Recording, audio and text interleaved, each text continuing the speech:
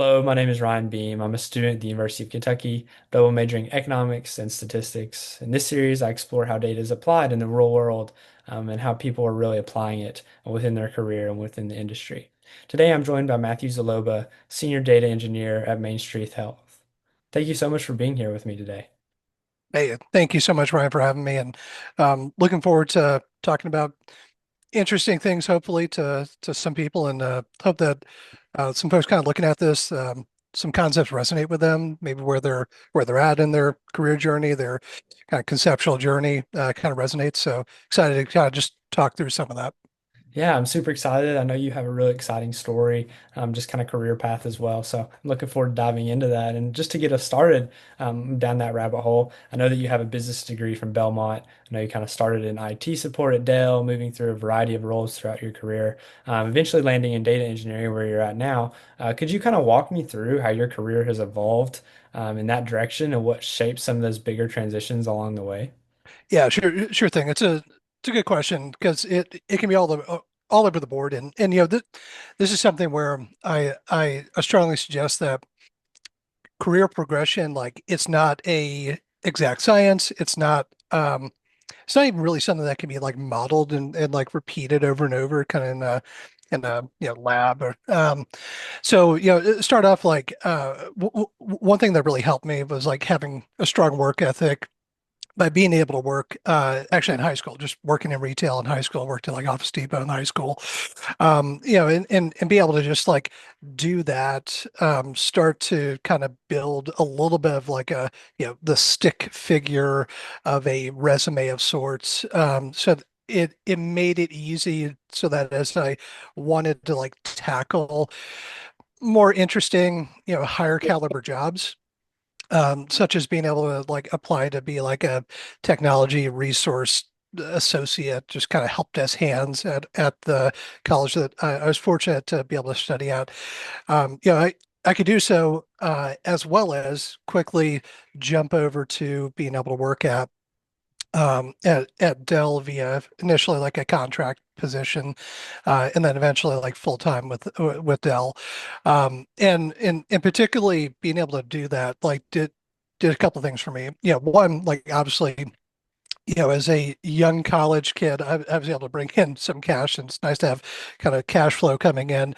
But a key thing that kind of like made it really work for me was timing. Like timing was key in these like jumping, kind of like lily pad to lily pad, where I was lucky enough that I could apply during the summertime to basically work as a contractor for a a sub company underneath Dell, back when they used to actually like stand up call centers. So you used to have a line of business where basically like if you felt like you needed a IT help desk, you could reach out to Dell and they would just scope out, hire, and basically like give you like a turnkey 24/7 co-location call center. And so luckily, I was able to luck out with being a part of like one of these groups of like people they mass kind of train, and they, you really don't have to have any prior experience, or at least at the time. That's what I kind of felt like. Like generally, if you could be a inquisitive person, you want to know how to fix something, but also you can be quick and kind of learn and adapt very quickly. Like those are app skills to be doing anything in technology, and certainly the customer service aspect of like working in retail kind of helped out with that and try to like sell that. So long story short, I was able to kind of over a summer work really hard, get myself to a position as they were kind of launching this new account where they kind of graded every single agent. And I was among like the top like five agents out of like a group of, I want to say like 30, where I was able to kind of pick my shift. And part of picking your shift on this particular account meant that, hey, I could pick a third shift. And hey, if I can work third shift, it would make it really easy for me to do my studies so that I'm not trying to kind of figure out a academic school schedule, trying to go full time to college. It just made it so much easier. So I was like fortunate. I was able to do that for basically a year and a half, 2 years that I got to kind of work at Dell during that time. Fantastic, loved it. I miss like third shift like support. I don't know, there's something interesting about that. And then also like something else that helped me out during that time was that prior to working at Dell, I had never done anything in healthcare, and so from an industry perspective, like something that I challenge folks that, if you're just kind of bouncing around company to company and like, it's more of a chase of like kind of job or kind of company. I really recommend that if you start to get your foot into a particular industry, whether it's healthcare, whether it's financial services, whether it's oil and gas, like that like if you can stay in there or try to figure out a path to like learn as much as you can about the industry, it really helps out. And so in fact, working at Dell, while people think that, oh hey, like you're just making computers, like no, like that actually it was servicing a hospital chain out of the Austin, Texas and Round Rock area. So really, really cool that I could like experience that, start to kind of gather that healthcare awareness, be able to speak, speak to and understand like, oh, hey, like this is what, a doctor really worries about, and like, oh, if a doctor calls, that's a high blood pressure kind of call, and you kind of get a sense of awareness that maybe as a normal patient or consumer of healthcare, you just kind of really wouldn't be able to piece that together. You kind of get to peer behind the curtains. From Dell, yeah, now that I was able to kind of have a big person job, I then was able to, the following summer, I think maybe the summer after, I was actually able to, luckily via some internship opportunities, uh, Ardent Health Services, which at the time was smaller than it is now, but a hospital chain, um, healthcare system, was looking for just your run-of-the-mill college internship kind of programs, and so they had kind of spent some time at Belmont University, they spent some time I think at Lipscomb University, kind of all very close to their headquarters in the Belmead Green Hills area. And luckily I was able to get an internship with their project management, and so I joined them as like an initial kind of internship.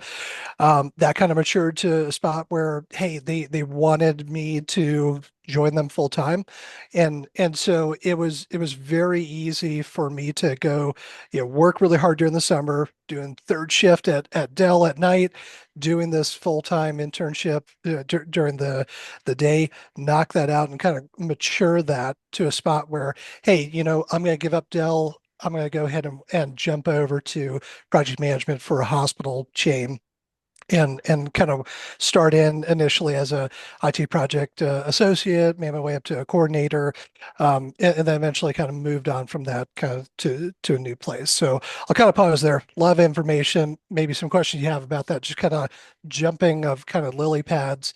Um, but a couple of things that I recommend is like a takeaway, like awareness of the culture and awareness of just what does that organization look like, and how can you grow your skills is like super key. So at Dell, you're a cog in the machine, but if you like reliability, like great, like that's a wonderful place to kind of be. And until accounts end, and you kind of get cycled off to different places. So Ardent was definitely a growth opportunity for me, and also was able for me to kind of continue down this healthcare vertical kind of journey. So I'm gonna pause there. Ryan, any questions? Yeah, just kind of going off that, I guess my next question would be, I know you kind of said you set that up well to dive down into that healthcare path. So I was kind of curious, what part of your journey then did data become that central focus? And Yeah, good question. So data for me really never became a big thing until honestly the last 3 years at a company called Integrated Oncology Network. So after I'd left Ardent Health Services, a buddy of mine had tapped me on the shoulder to kind of join him over, do project management over in a company called E Plus Cancer Care that eventually got bought out and kind of reshuffled into a company called Integrated Oncology Network. Um, but this was a company that I essentially was able to spend 9 years at, really growing my experience in the outpatient oncology, or essentially cancer world of uh, really the U.S. healthcare system, especially in the outpatient space, and it was a wonderful time. And my journey to get to data like wasn't a oh, hey, here's a job rec, like I'm interested in it, or like there's a curiosity. It actually like bore itself out of a sense of necessity. Mm. Um, so just a quick like primer on like the oncology world and kind of structure of like I would say like outpatient especially like specialty kind of world of healthcare.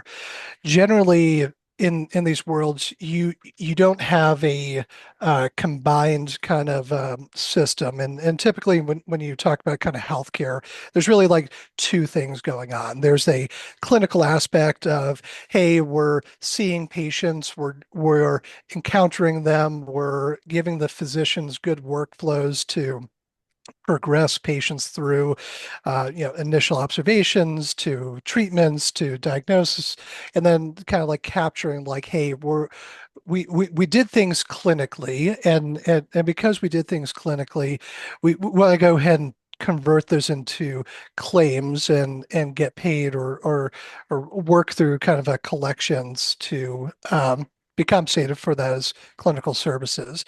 And so your clinical environment needs to really try to tie out to your billing and your practice management environment. And oftentimes those are kind of two different systems.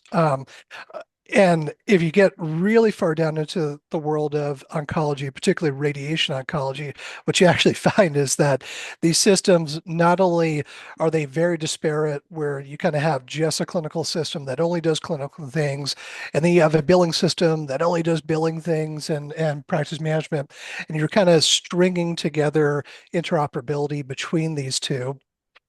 You also are stuck in this world where each solution is trying to innovate within its own little bubble.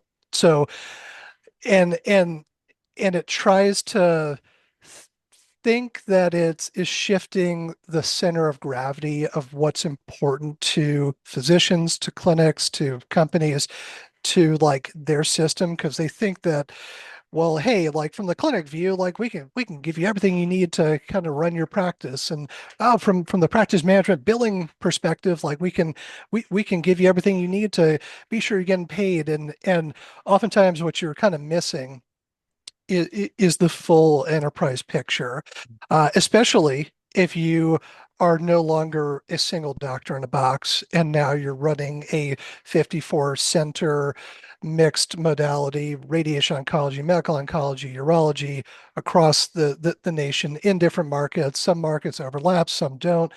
You start to get to the sense of like, hey, um, individual little tool sets or buckets of applications like can't solve for that visibility, and we need a better kind of way to solve for that. So my last 3 years at E Plus Cancer Care slash Ion, same company, just kind of transitioned through. We worked to really build out from scratch a turnkey solution that allowed us to integrate tons of sources of information, arrive at a semantic model, and then build really, really good insights to drive just hidden exposure that we just had no idea was going on, as well as really um, try to automate a lot of human capital work that was going into just week over week, month over month visibility that the business needed to ultimately try to survive. So, so to kind of answer your question, Ryan, as far as like the path of like how do I arrive at data, like it was that. Now, what really helped me out with that is spending 5 to 7 years in corporate trench warfare with terrible vendors that think that they have good tools, are overpriced for what you get, and there is no good alternative. The only good alternative is to get a boatload of money and make your own product because no one and take on the risk of making your own product in the oncology space because no one is really incentivized to do so in the space. And as a part of that, you get a lot of insights into the ins and outs of those systems. You eventually get to the spot where you're like memorizing database schemas of certain vendors so that when you're looking to kind of acquire, like, oh yeah, like I like this potential acquisition site because they have this system and we know we can get real-time access to their data, pipe that over to us and like have a turnkey visibility into how they're kind of doing and like operating. And so there's an interesting kind of like feedback cycle that you can have of if you're really intimately familiar with the operations of what's going on in a clinic and the tool set that everyone's working off of that has the center of gravity from a user experience perspective, then you can really be dangerous from a data perspective because now you can kind of like really draw this kind of information out. And I would argue that people that are used to design concepts being handed to them or expecting that, well, the business or the clinic will just tell us what they need. Like the reality is that you have to find it for yourself. And a part of being a good data analyst, a good data engineer is effectively not trusting anyone and like verifying yourself. So that's kind of a long-winded answer as far as like how I got to data, but what follow-up questions do you have off of that? Yeah, well, I think that's just kind of a really powerful narrative, and that like, because it does really illustrate how, data sometimes, whether you like it or not, that's you arrive at the necessity to figure it out and clean it and work with it. So you're touching on the ways and the kind of the reason why you had to integrate all these different uh, genres, niches into one like single enterprise view. And I know that obviously comes with a whole host of problems. So, what were some of the biggest challenges when it came to like kind of normalizing that data, cleaning it up, making it, turning it in from a bunch of different sources to something that you could actually use in one centralized location? Yeah, so some of the biggest challenges were actually internal, um, particularly at that company, and so this is why uh, I strongly encourage like the concept that even though people may work at a company and may not be in a position of leadership, you actually have a strong amount of sway in the way that the culture kind of operates there and the ability to influence culture that I would argue like everyone has the equal and any equal opportunity to shift and influence that. And so I want to kind of like dig into that culture conversation because it ties out to like what was difficult about it and like why, right? So just to kind of like paint the company culture picture at E Plus Cancer Care / Ion, imagine for a moment that you have 14 different markets that are kind of doing their own thing. Every single center that we operate in from a operational perspective, not a billing and not a IT perspective, but just like how those clinics kind of day in and day out do their job. They're all individual, unique snowflakes, and no one wants to standardize or really um, subscribe to a central way of like doing oncology. Even though you're a national system and like in theory, if you're everywhere, and you're big enough, you should probably know how to do something best. And like bigger does not always bring that around because culture dictates your effectiveness, that you'll actually be able to do things or not do things. And so the internal pushing a rope up the hill to sell people on the idea that, one, we need to do this, and two, for areas of our data model where guess what? It's not okay for this little data team of two people and some third-party contractors to be making like very discrete, risky clinical decisions. Like we need some clinical expertise to kind of like solve for that.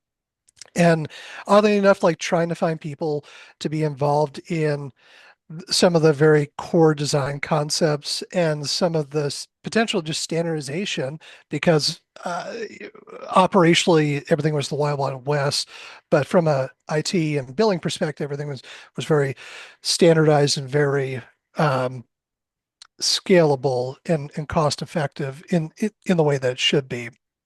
So certainly one in terms of like the issues and certainly if anyone hears this, like you're not alone. Like sometimes your worst enemy is your coworker a couple offices down who is not an agent of change but will mask themselves as an agent of change. And so like it's really important to be aware of the culture. um and unfortunately there's some aspects that it takes time to really see the the impacts of culture and what is done to people who year over year talk about doing great things but are never like held accountable to outcomes of getting there. So um, the second thing that was probably more technical related to getting data together from tons of different places, it is making sure that you have a really rock solid semantic model. Like if you're going to go down that world of, hey, we're going to take all of our data, we're going to massage it, sanitize it, orchestrate it into a data model, and that model is going to be a semantic model, and it's going to be a fact. And dim and kind of stars layout, whatever you want to choose, or whatever Chat GPT or Cursor or Claude will tell you is the dominant strategy for what you're trying to do, right? Um, Really being able to have like a very good solid bucket of semantic models. And so for anyone who's like not familiar, like when you hear semantic model, what that means is particularly, let's say in the world of healthcare, that is, hey, all of our charges go into a charges concept. And hey, all of our patients go into patient concept. And hey, your activities or appointments go over here and your claims go over here. And you start to build out these pristine buckets that they're very clean, are very reliable, but then also have like very clear ways to join out to those other buckets and kind of like sub attribute buckets. So yeah, being able to kind of like work through that and get to that model is was difficult because a lot of the downstream systems can potentially like merge some of those concepts together, or you're playing the game of kind of like there's 10 steps in the process, 5 steps are over here in this system, and steps 6 through 10 are over here. um, Trying to make that kind of relate together in a cohesive longitudinal and like string together kind of concept. So there were some like difficulties, but nothing that like can't be worked through. We are so luckily we were fortunate to be in a spot where it was kind of like rare for the time of you know time wise. This was like 2018. No, probably like 2020, 2021. Yeah. So like public cloud was certainly a thing. Um, and performance is a big concern, especially as you're crunching, millions of rows of potentially very wide tables like claims tables.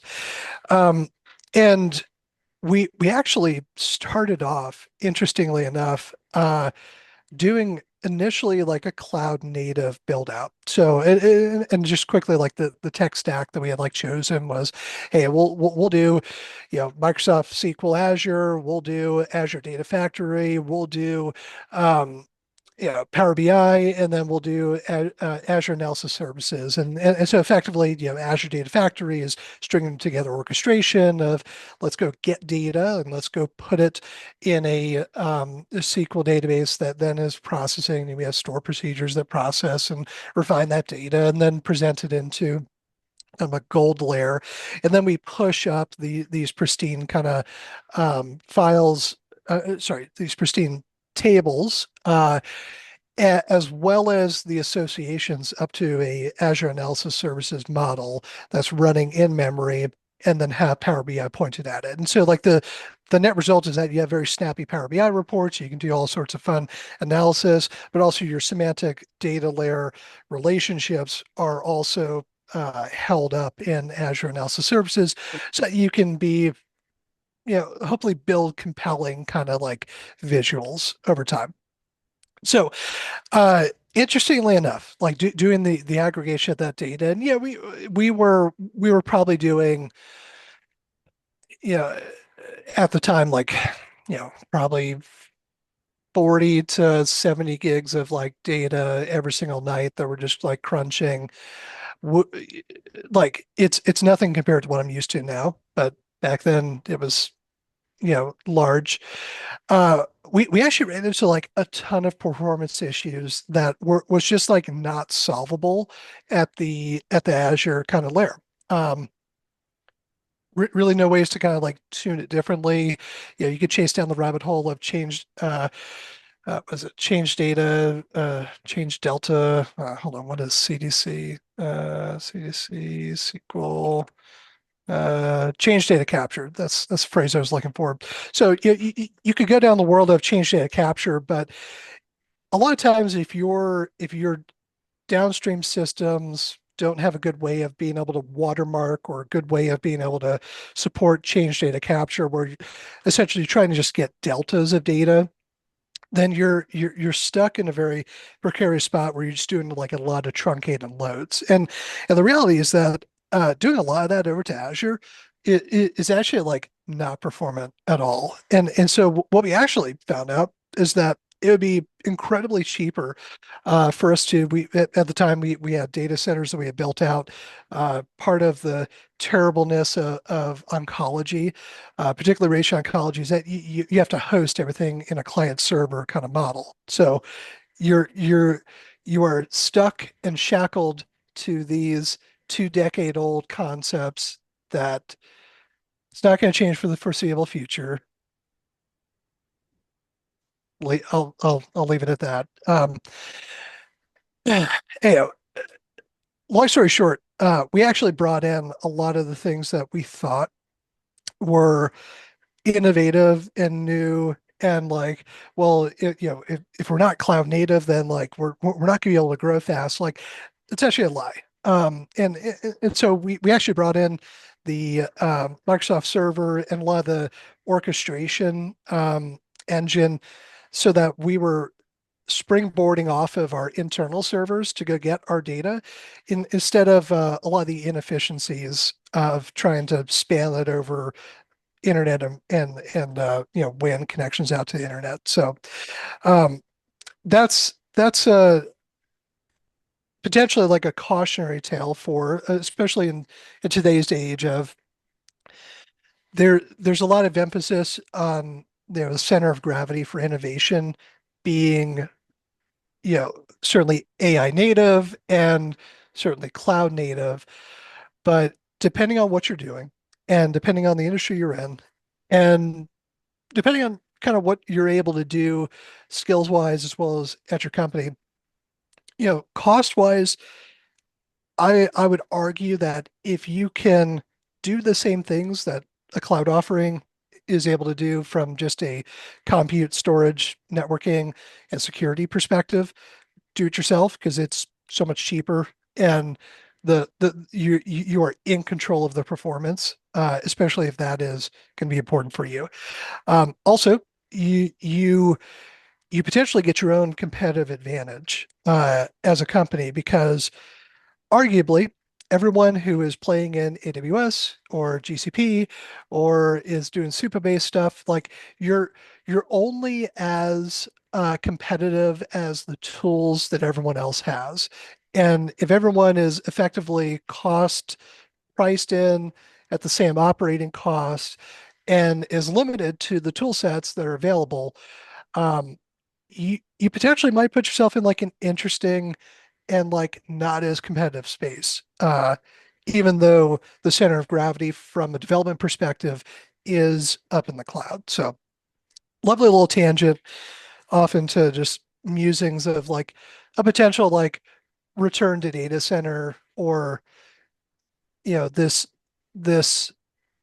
concept that maybe like public clouds aren't the best solution for 100% of the kind of scenarios. So but pause there. A lot of stuff that I've thrown at you, but what what kind of follow-up questions or would you like to dig into something deeper with that?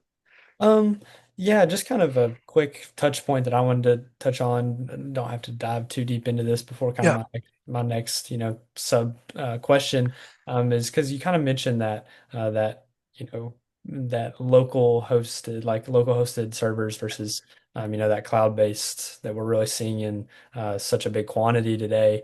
That's something that I've actually been researching a little bit. So I've Hmm. had the opportunity to do some economic research on like data center expansion.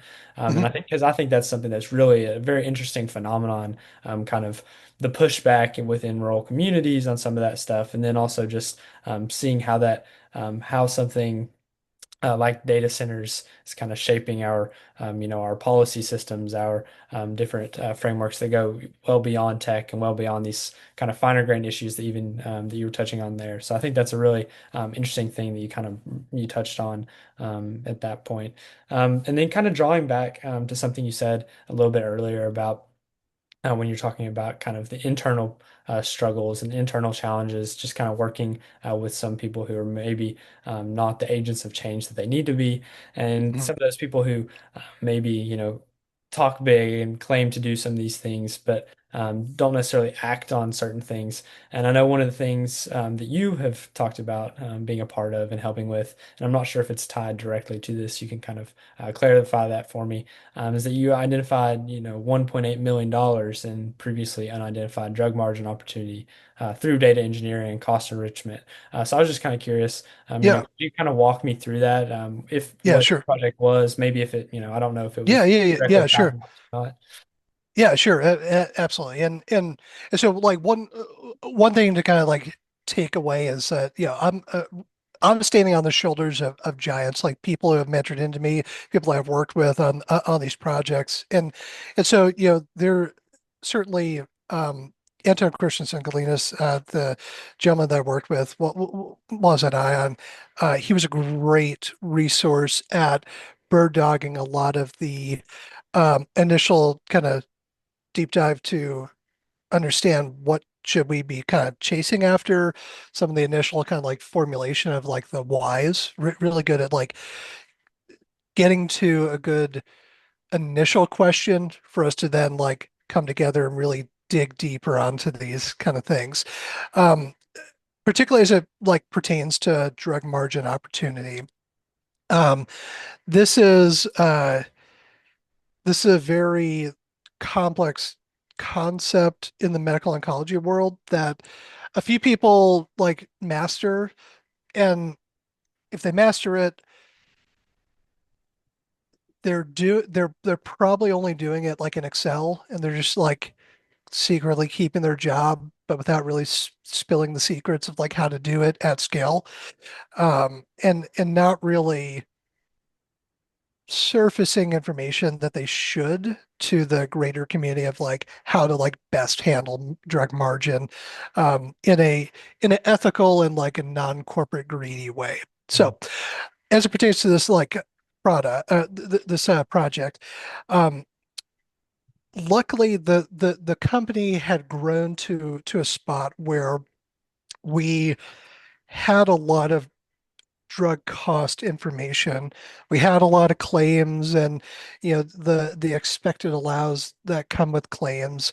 And we were in a good spot to really look at our network and say, hey, where are we doing really good, right? So essentially when you're treating cancer, there's only a finite set of drugs, and like even within those finite set of drugs, physicians kind of are practicing, like, right, they haven't mastered, they're practicing medicine, and they arrive at certain regimens that they would like to use to treat certain kind of cancers, and um, work really hard to typically make those decisions. I should just clarify, this is not medical advice, this is not legal advice. um, the it's it's very important that there's awareness that a lot of people making these decisions don't have all the facts in front of them. And so I'll I'll break down like what are the ingredients to make a really good drug margin kind of like calculator conceptually, assuming that you have the information, and like why. And that's it's really the basis for this like, you know, reckon you know recognizing this huge opportunity in like drug cost discrepancies and opportunities to basically like negotiate these drug costs down um, across our network.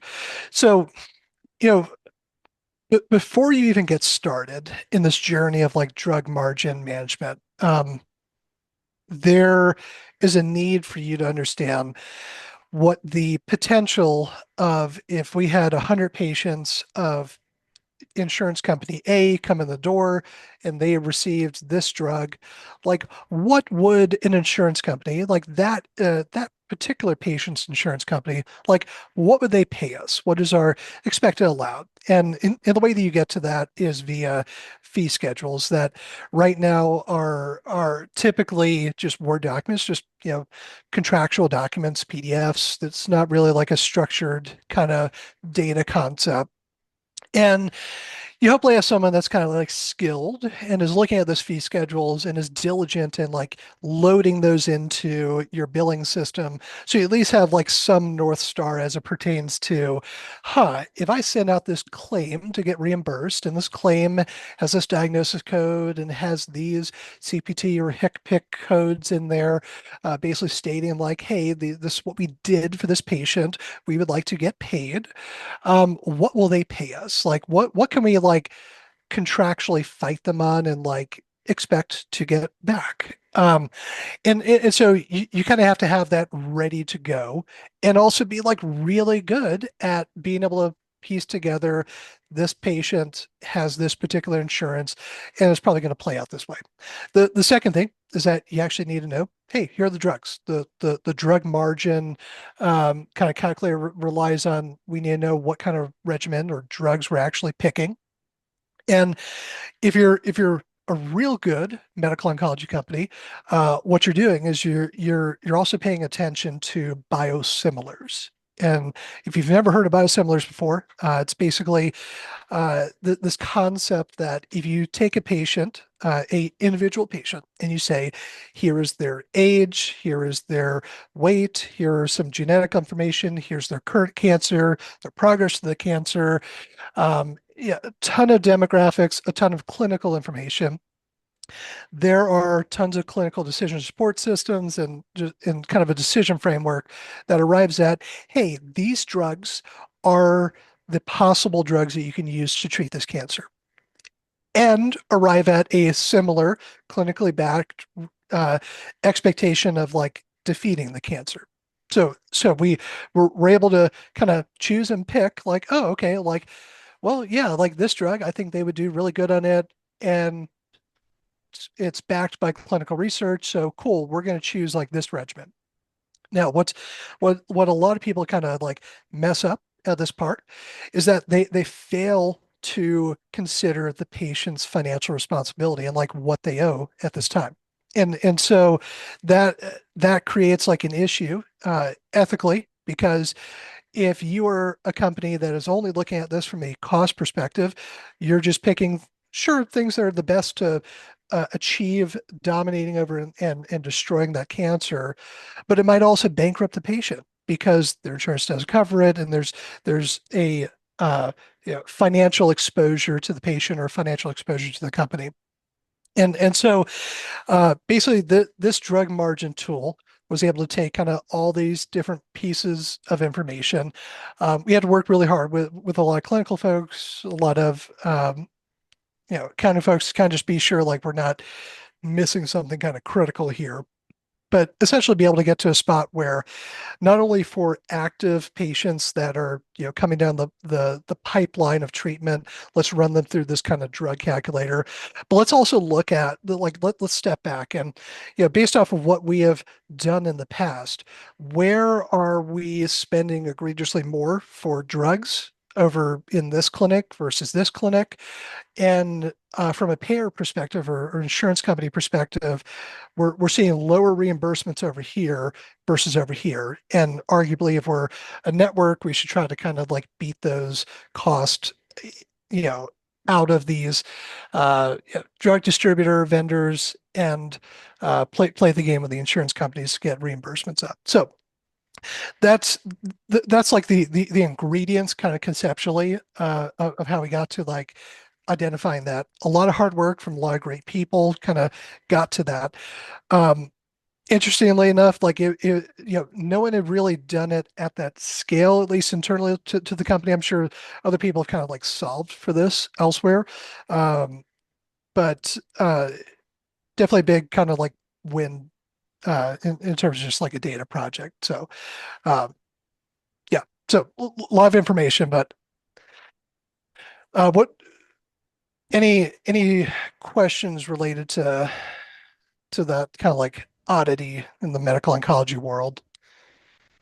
Not any that just kind of jump out to me immediately. I think kind of Yeah. just my initial thoughts are that like that it's a very interesting field or kind of niche that I don't know a lot about. I mean, to me Mhm. from somebody like just looking in from an outsider perspective, it seems Yeah. very complicated. It seems like there's a lot of moving parts. And some of the things you've described earlier where things don't seem as integrated as they might should be in Mhm. certain ways. And I think that's just kind of an interesting problem. And that I guess that does raise a question. And you're kind of talking about this. How do some of those problems maybe get bounced out to the consumer? Like as somebody looking in who isn't aware of all these internal things, how could I feel that as maybe from the patient perspective?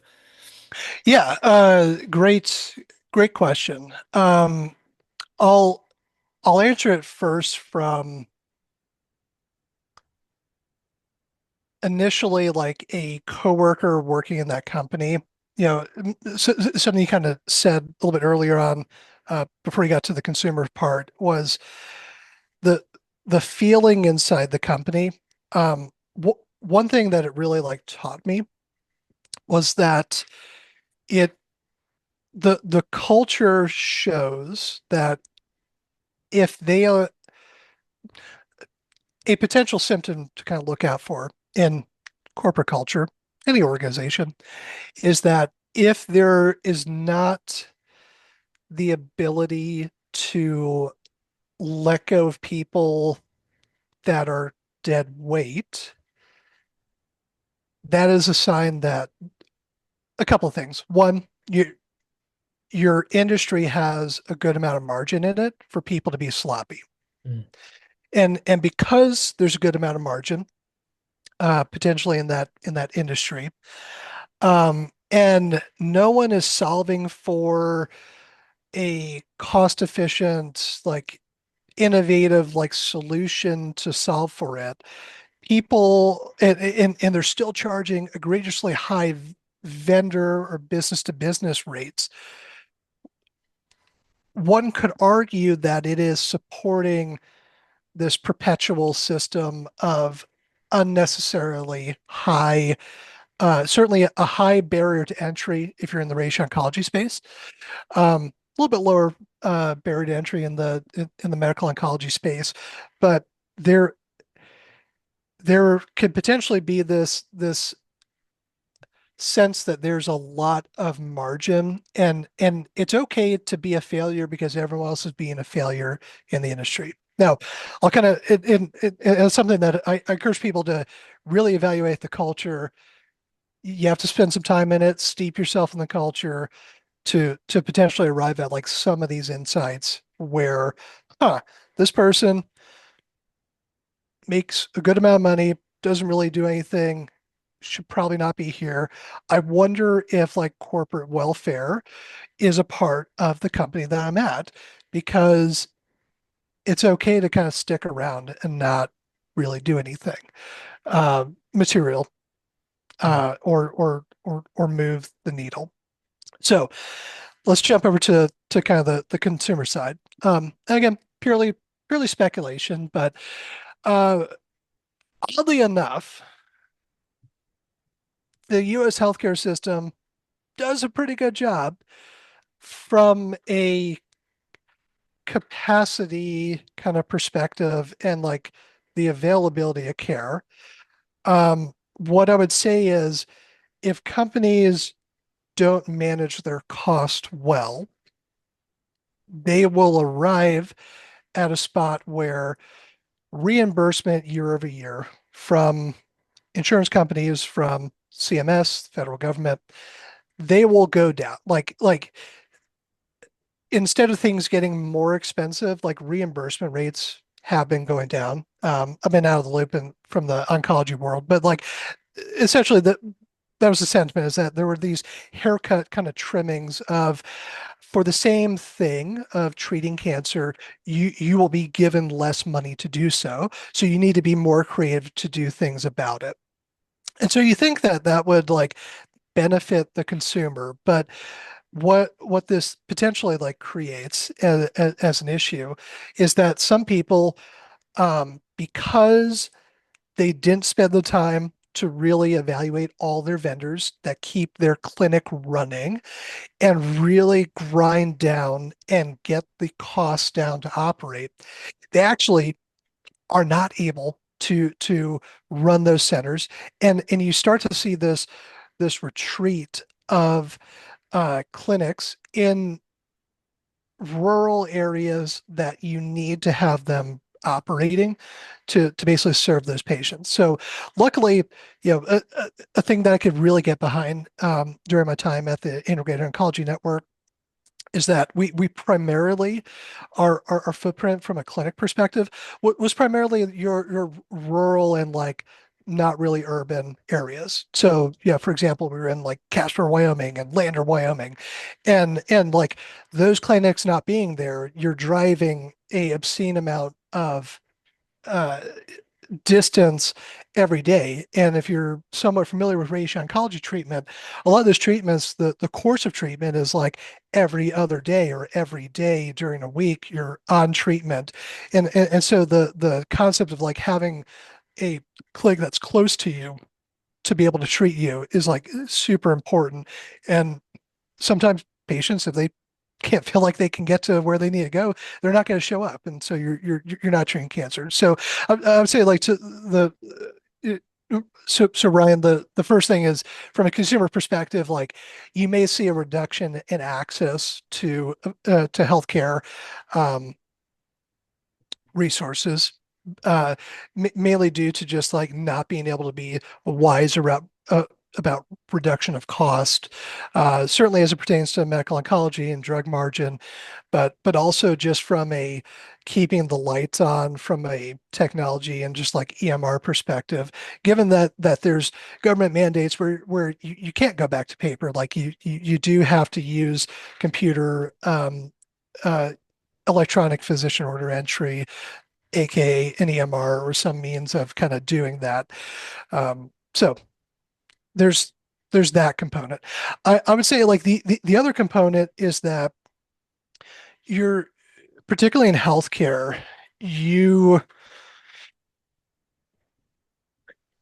you see this lack of innovation uh, in the specialty space. So your urology, your um, medical oncology, radiation oncology, a lack of innovation eventually like arrives to a spot where the patient kind of may see what goes on in the clinic and may seem like archaic or not really tied out to like what you think the possibility frontier is for healthcare. And so a lot of that comes down to like things like, why can I self service and, book an appointment with a car mechanic on my own or book an appointment with my for a hair appointment, but I can't do the same essentially for specialty uh appointments or specialty physicians pretty much across the board. Like that for the Mhm. most part, it's like not a thing. Or the patient reported outcomes is a very, very like new thing, but the the ability to really like monitor the patient uh, in a meaningful way. Other areas of healthcare, particularly population health, that's the world that I work in right now at Main Street Health. We have a much better ability to monitor patients through their chronic conditions than specialties do, even though there's really no reason why these specialties are not able to keep in closer contact with the patient and drive more meaningful follow-up. And and so to the consumer, so back to just kind of this overall like, hey, what happens if you really don't innovate, you don't have your hand on the cost, you allow yourself to stay stagnant, you you eventually get a cost component or in an increase because towards the consumer from a health premium perspective and just like how much healthcare kind of costs us because patients are ending up in higher cost areas of care instead of mitigating their conditions. So for example of this is let's say if a patient has a chronic condition such as they are under they're going to an oncology center for treatment of cancer.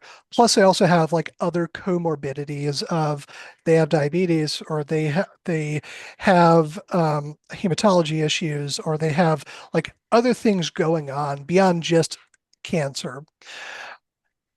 A lot of times they're not really monitored well enough. And instead of like tracking like, hey, did you pick up your diabetes medication? Hey, are you having any symptoms that we can maybe work to mitigate and prevent a unnecessary ER visit? Those patients will just ping pong around their local healthcare system, end up in the ER, have a high cost encounter that potentially like could be avoided. And ultimately, who's paying for that? Like who's paying the hospital back? It's going to be insurance companies if it's a commercial plan, or if they're Medicare, it's going to be the taxpayer via CMS. So ultimately, it is the consumer paying for uh, us not embracing a ounce of prevention as a pound of cure in the U.S. healthcare system. Um, yeah, I can go into more detail on that, but uh, those are some conjectures and you know thoughts about that.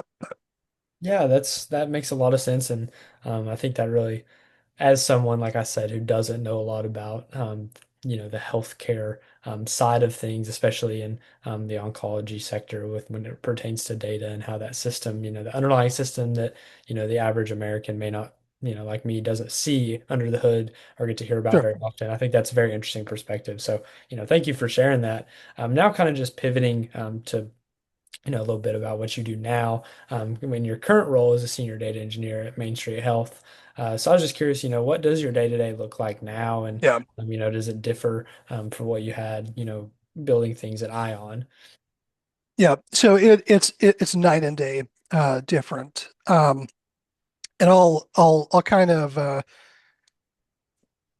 I'll give you a sense of that. So one, I'm standing on the shoulders of giants. Like the coworkers I work with are truly some of the best I've ever worked with, some of the best that I've encountered in these roles in these space.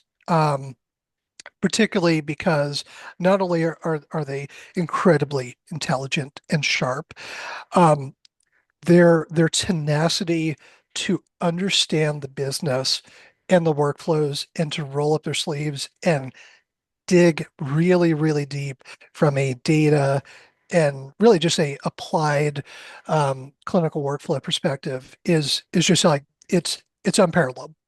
So I kind of mentioned like, hey, in a previous organization, like it felt like I was pushing a rope up a hill. Like I'm trying to get people to engage on things that could be important, and certainly cost mitigation. Like, cool, that's an easy topic to rally people around because it's either do you want money or do you not want money? Like and if you're arguing that you don't want money, it has to be a really, really good reason, and most people don't have it because if you can position yourself to operate above reproach, it's a very easy argument to kind of overcome. Um, the reason why it's 9 day, one, the culture and the ability, really the drive that the current leadership team has is fantastic. It's a it's a good mission. It's a good cause. It's really good people. Our navigators are fantastic. I can't go too much into kind of the model, but it is a really, really interesting um, if you look underneath the hood. As far as the day to day, like what changed? Well, at Ion, I was hyper focused on looking at the world through data analytics, through business intelligence, and like kind of just staying in that world and not really realizing that the world of consumer off-the-shelf software or COTS, like if you ever see that, just looking around, basically your clinical EMRs or your billing systems, like basically the SaaS solutions that you're paying someone for, were actually a prison that we were paying for. And so the when I started working at Main Street, what seemed like risk and crazy speed was actually brilliance because of how simple um, the ecosystem from a tech stack was, and it was it was a shift. It was a awakening to guess what? Always choosing consumer off-the-shelf software or like having the thought that like, oh, some company has probably solved this. So like we just need to go find the right company and just get their software, and that's the right thing to do. Like it shifted my perspective to, hey, every small thing that from a tech stack perspective that we had relied on Azure for, we could just do ourselves and do it in a secure way, do it in a scalable way, do away with the licensing and the pay-as-you-go model nonsense, and really just get to the core of you got a database, you have code that's running, in AWS or Azure, wherever, just compute, talking to storage, talking to databases, and keeping things very simple.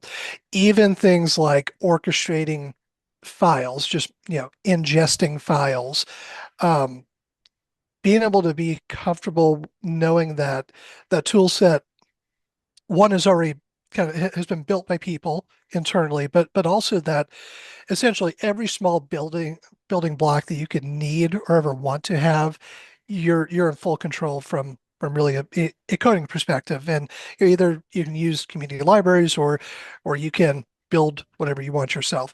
That was a shocking just kind of realization of this is how you actually develop a compelling product and actually are able to be in control of your own destiny from a competitive perspective, because you are only as competitive as your tools allow you to be.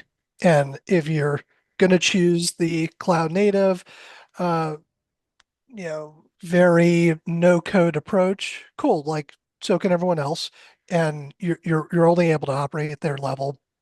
You can't stretch beyond that. So, as far as tech stack, you know, Postgres, Elixir, Ecto Phoenix, as far as like tools like VS Code, Cursor, orchestration, GitHub, all that kind of like fun stuff.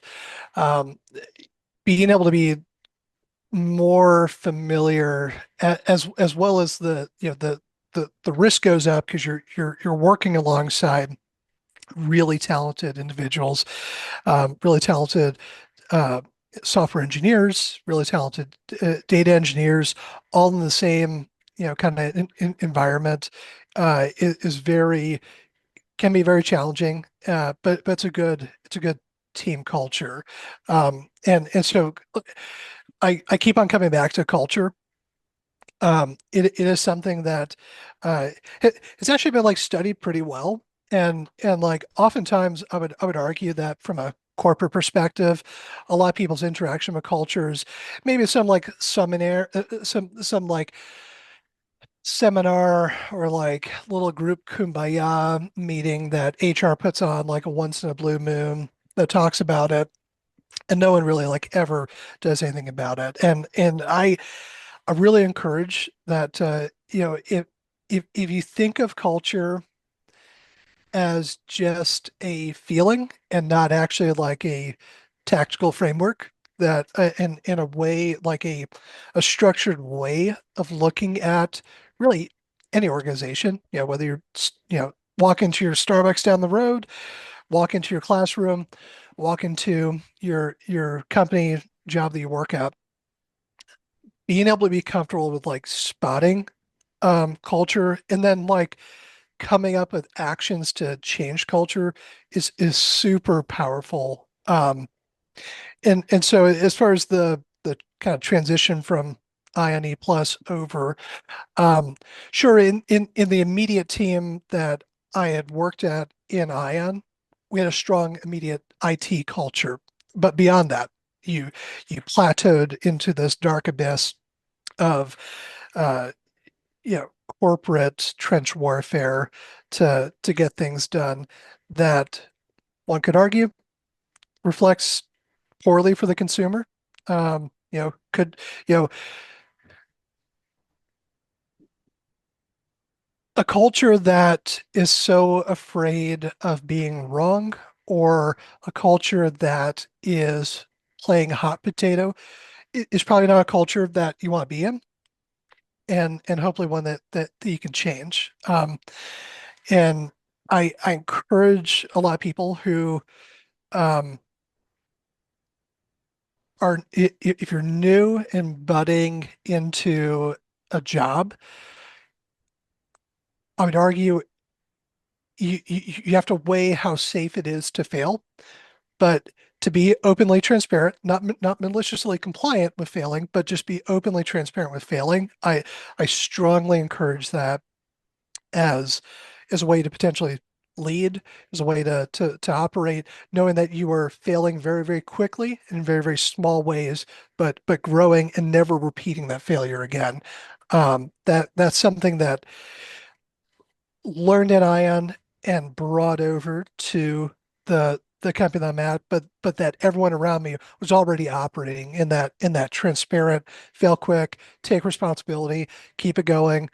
Um, and it's a very it's a very interesting force multiplier Mhm. that a lot of people don't really kind of uh, take a look at. So yeah, so kind of a broad shotgun of information, but anything in particular you want to hone in on or really drill down in? Yeah, well, first of all, I think all that's very interesting, and I think that's definitely something that I, from a student perspective, take had in like a management class that has mentioned culture and, a definition of form. It's something that I haven't experienced, in the Right. workforce as well. So I think you really kind of illustrating that importance, and a way to think about that is really good advice. And I think that's something that I'll definitely carry forward and think about, especially as I, get into the age where I'm actually getting into the workforce, and as I get into these internships and things like that. But I did want to touch on something you talked about just a little bit earlier. Yeah. When it comes to, you mentioned kind of being imprisoned by those products that you're kind of relying on others to build because they're already built, whether Yeah. that's SaaS products, things like that.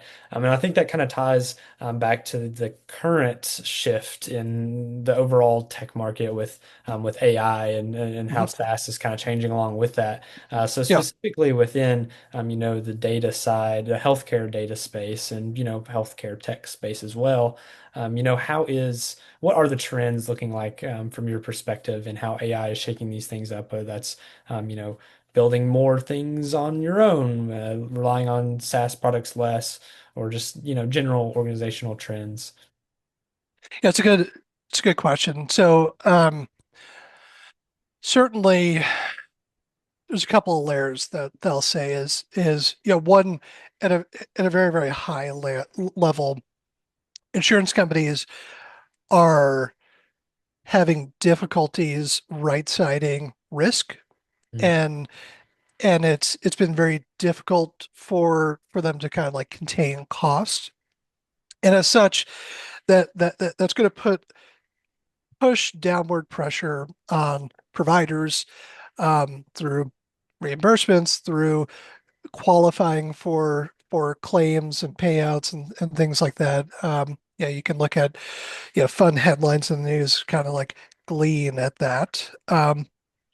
But in terms of like technology trends and just things happening in the industry, um, hopefully physicians are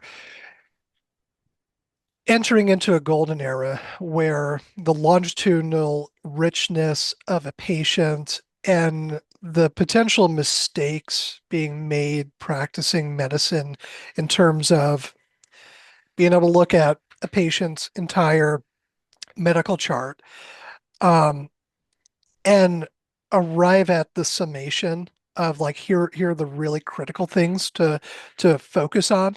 Um, that is what a lot of AI products are kind of like offering, is that summation and that generative kind of like way to make it easier to practice medicine, and potentially not have to be as bogged down in kind of reviewing paper charts.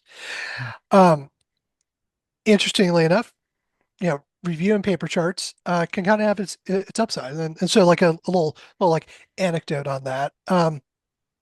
Great physician, actually a radiation oncologist in Laurel, Mississippi, was able to kind of work with their practice a lot, and that physician did something kind of unique.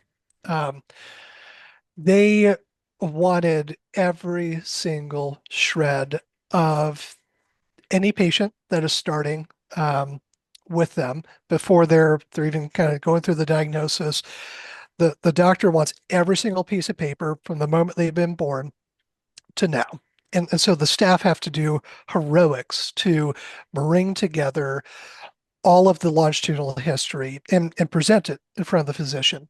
And the physician takes his time, goes cover to cover with that, and really digs deep. And so that when that physician steps into that exam room, into that consultation, the net result is that the patient absolutely loves and now wants this radiation oncologist to be their primary care because of how intimately familiar they are with them. And so the hope from like a trend perspective is that it's potentially easier to summarize long amounts of longitudinal history so that hopefully physicians can keep up the pace of seeing more patients, but also bring the ability to practice medicine better because there's more pertinent, interesting information available to them at the point of care as they're kind of going through it. Um, the second thing is kind of like a trend that you're seeing in exam rooms, and it's certainly like it's always been there. It just hasn't. This is a new flavor. So like transcribing has always been a thing, and it's always been like costly. Back in the day, it was a physician would just have a phone maybe running in the room, or a voice recorder and record their entire dictation, and then send it off to a transcription service or someone who would transcribe it into a medical chart, and then the physician would approve. Yeah, okay, cool. This is what I did and said, and let's go ahead and send it off and get paid. And hopefully now what that kind of like is going to evolve to in the exam room setting is that you have passive microphones listening and working to monitor the entire interaction and potentially prompting the physician in the EMR or in some way to like ask a further question. Like let's continue the conversation a little bit further. And so there's some kind of solutions out there that are starting to evolve in kind of the like point of care kind of place. Those are some kind of like big trends, and they're really, you know, at a bigger scale, like it's everyone wants to min max what they want to do and be really good at. So management companies want to get more volume, want to reduce costs, want to manage as much risk and contain cost as much as possible. And so the way to do that is to potentially spot risk before it becomes an issue and to mitigate things ahead of time as much as possible. So like those are some of the just big trends that are, kind of coming, making their way there. And the hope is that as a nation, we're able to embrace that. I know, some people don't want to be a part of that, and it's interesting because the U.S. doesn't have GDPR, but yet Europe does. If you're familiar with GDPR, um, and so like the right to forget is like a state level kind of concept. You can kind of do it in California, but you can't really do it, a lot of places elsewhere. Uh, I think it's going to be interesting from like a social willingness of just how much people are okay with their physicians using AI and AI potentially having like this perception of being wrong some of the time. Um, there's there's certainly like that going on. I I think as a trend, the hope is that if countries that have are historically struggling with through rates. So, for instance, Canada and UK, terrible through rates for like oncology, like long times to get in to the point that like you have some patients dying. And it's a well-studied thing. Like this isn't conjecture, this isn't hyperbole. Like it's a thing, but yet somehow the chaos of the wild west US healthcare system like works. And like we're treating a very diverse population across a very diverse geographic landscape, and it works. And patients are being seen. Mortality, eh, depends on kind of how you want to slice that. But like objectively, it works. I'm curious for countries that choose to not be a part of the AI revolution, like if their existing um, slowdowns and bottlenecks are going to get worse as populations continue to grow. I don't know. So um, just things to kind of like keep an eye on. Um, with hopefully the hope that because there's a reduction of physicians, um, we'll just say providers. I know some people hate the concept of providers. They're your mid-level providers, your NPs, your APPs, your people operating at the top end of their licensures that are not MDs or DOs, medical doctors. Um, the the hope is that maybe AI is a way that more throughput, higher quality encounters can be achieved, and potentially like a little bit more throughput. That's what I'm maybe hoping for. Um, yeah, we'll see. We'll see. But Yeah. yeah, Yeah. good question. Well, thank you. Yeah, that's really interesting, and that's definitely something that is very just a very thought-provoking topic and very thought-provoking kind of answer that you gave there to kind of, as you said, kind of monitor and think about as we navigate this, this inflection point that we are no doubtedly in. So, as we kind of just draw to a close, I did want to kind of round off with just a question about just more general advice, and that would be like if you were in my shoes. 19 years old, studying economics and statistics, looking to get into, data, tech, Mhm. something along those lines. What advice would you give about building a career in that space? Yeah, good question. And this is something that I've kind of like struggled with like giving a good answer. Um, there's some there's some easy things like in theory more opportunities than ever should be available to you. However, the cost of being wrong is much higher. And as such, you have to be really spot on with choosing what you're going to do. Um, to that end, as far as like just general life hacking like things, certainly if you're not already doing it, getting comfortable with LLM prompting, and potentially not looking at the ChatGPT Claudes of the world as a Google search, but instead that is something completely different. I and so like a a mini question to you, curious, like what what would you rather like if you had 30 minutes to tackle a topic and you're using Claude, you're using ChatGPT, whatever, like how do you typically approach the interaction? Like are you just like here's a sentence, cool, let's iterate through, like we're just kind of like drilling down? Right. So that's evolved over time for me. Yeah, And I think it's evolved not just with kind of the AIs themselves, but also just my understanding of them. And kind of, I did start out with that first, you just type in a random sentence that you think about to ChatGPT.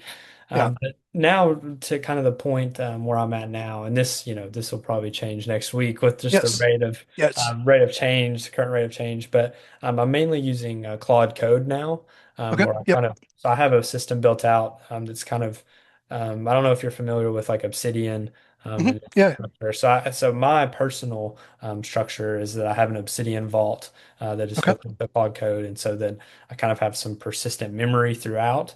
Yep. So that's kind of how I start things off, especially if it's, I mean, most problems that I have are dealing with something that I have some context for Right. somewhere in my vault. So I started off with that, and then I kind of build from there. I really Yep. use planning mode with Cloud Yep. Code a lot, looking at Yep. kind of, planning before just jumping into, giving myself the more, like you said, kind of the Yep. prompt engineering type of thing. But I'd say that's just kind of the general answer, but it does depend on kind of Yep. whether it's a coding assignment or something like that.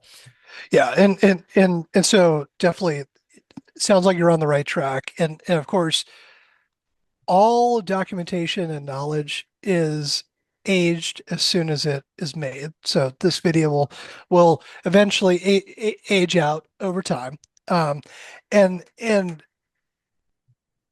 definitely encourage you to continue that. I think that eventually what and it sounds like you're maybe already there or getting close to that is like the agentic management is going to like take off And probably very, very quickly, we're going to be at a spot where like it's expected that like you come up with a really, really great plan, and then you're letting things crunch overnight, and kind of like things turn into more managing sub managers that manage sub managers that manage like sub workers. So to that extent, context is is going to be the way that you win, and like that yet to be like conquered like human. Yeah, this is right, that's wrong. Like somehow we still have that, and being able to master that and really connect together the context with the agentic management to conquer big problems, it is going to be interesting, knowing full well that, and this is something that I struggled with, uh, knowing full well that I believe at some point any endeavor or organization does have to have some base product or mechanism that a human can understand and relate to and put things in and get things out of. And and to that end, I'm not sure if AI is going to really go all the way with conquering being the true center of gravity, or if it's really going to be just general technology that is a good place that, like, hey, instead of having 20 people that classify something, like, no, we'll just send this human terminating answer, decision making off to Claude to like solve for it. So in an automated way. So uh to that end, to kind of get back to the track of your question, like what should you focus on? I definitely agentic frameworks and the ability to spin those up and just be comfortable with like building things. Really good. Uh, if if you're struggling, like part of it is also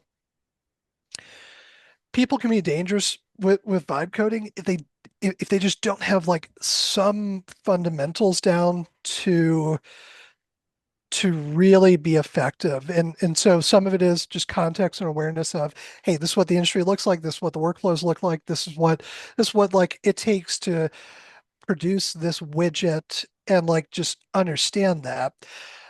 But that there's just some things like conceptually of just like shoot from the hip, like, okay, like this is how we're going to bucket this so that I can even begin to prompt or manage these agentic things to put things into conceptual buckets. So one of the things that actually like recently has become like very important to me, uh, the Data Management Association is a professional body that's out there. I'm not affiliated with them, not a member or anything like that, but they have actually produced a really good book called the Data Management Book of Knowledge. And if you, so one thing, just a spoiler alert, like if you ever look into project management, there's a Project Management Institute and then a Project Management Book of Knowledge. Similar concepts, similar just organization, that's kind of out there. Um, Strongly encourage anyone who's like in data, and like if you know it it can be overwhelming to just get drowned by LinkedIn posts or Substack results, or just even chatting with an LLM of like what the right thing is, and that people like to reinvent the wheel over and over again just to make themselves feel better or think that they're doing something special. Hire me, please. And the reality is that like this has already been solved like at a professional peer-reviewed level. And because of that, there's some like good things to like anchor off of and then move out from. And so I do think that the data management book of knowledge like is actually a pretty good spot for um it is going to feel dated. If you kind of compare it to recent machinations of like what technology is evolving to, but it is a really good like way to get started with like how do I think semantically, or how do I conceptually stack things into things that can be relatable, but also like more importantly could potentially make prompting agentically like faster because deep down in the you know uh relational models and deep inside these LLMs, like these concepts already exist there. They're just like not pulling to the surface due to like Mhm. temperature and relationship to each other. So um encourage you to maybe like take a look at that. And I think that it goes beyond just your basic data analysis and BI person, and it's really just how how can I for any industry I get into, whether I'm going hardcore into economics or whether I'm going hardcore into mathematics, statistics, to eventually end up at some place that's like compensating you for those efforts. Like there are some basic building structures to just build interesting things off of, and that's a good place I think to kind of get started. Um, I'm gonna pause there. I got like one or two more just to reiterate, but any questions or tangents off of that? No, I think overall that, that makes a lot of sense. And I think that that is kind of helpful because going back to that thing you said about like LinkedIn overload or Substack overload, and just, things are evolving so quick, and then these people trying to, be at the front of that tidal wave of change. I think that is something that as a student, as somebody who, I have not been like I haven't been somebody who's wanted to get into tech for the last decade. I'm kind of Mhm. a newer person to this, so it is a lot, Yeah, and I think I think that's really helpful that you kind of give that those yeah, foundational blocks, if you will. I think that's very helpful. So thank you for that. yeah. And so one other just anecdote on like the concept of getting into tech. I so what I am hoping for, this is like a double-edged like hope, is that like I'm hoping that people get smarter. Um, so that like concepts of like having to have a call center to help someone out with your product go away because A, you've made your product better, or B, like people are just more intuitively capable cognitively of like working through issues as they present themselves to someone in their user experience. And so to that end, like double back into my career kind of path we kind of talked about earlier, um, there's a good chance that like that career path is like for customer service and like tech support is potentially dead. And that there's something else new or probably tied to product related or productivity or sales-y things that are potentially like more interesting from like a job economic perspective than necessarily a cost center of customer support, tech support kind of thing. Although it's great to be in those spaces and working in that, especially being compensated, get the experience, learn the industry. Um, I do fear that that is potentially like on the way out, hopefully, and hopefully like humans just get better interfacing with technology. Um, Second thing, I I can't stress enough the work and observe. Like being able to be in the workforce is fantastic, especially if you're able to do it with conquering academia. There is something like for a couple of reasons. Like one, I think it's a good story to tell. Two, make money off of it. Fantastic. Three, you hopefully get a glimpse of and can really start honing soft skills that are going to put you ahead of peers because you can start tackling difficult things like having cultural um, I'm not trying to say cultural awareness or sensitivity, but just corporate culture and just being able to detect that, see what that's like, and potentially interact with it and influence it. Those are those are great things to kind of do. And then certainly last but not least, this has to be calculated, but failing quickly. Do not be afraid to fail. Some of the best bosses I've had, some of the best coworkers I've had, champion that, like verbatim champion failing quickly. Not that we're doing it over and over because we're a bad employee or not good at our job, but that it is quintessential to how we are growing and continue to hopefully increase our skills, uh, at least while we're still marketable. So yeah, yeah,